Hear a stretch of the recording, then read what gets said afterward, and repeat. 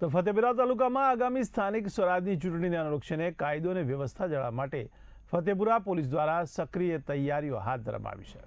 આ અંતર્ગત ફતેપુરા પોલીસે જગોલા માળ ખાતે એક મોક ડ્રીલનું આયોજન કર્યું હતું।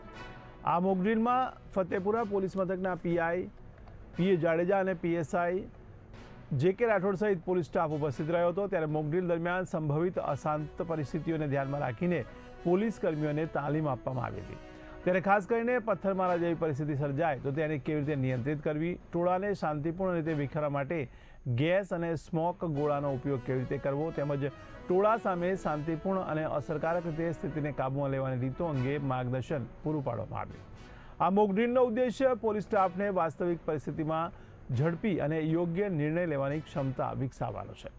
આનાથી આગામી ચૂંટણી દરમિયાન શાંતિપૂર્ણ વાતાવરણ જાળવવામાં મદદ મળશે અને ફતેપુરા તાલુકામાં કાયદો અને વ્યવસ્થા વધુ મજબૂત બનશે તેવી અપેક્ષા સેવાઈ રહી છે।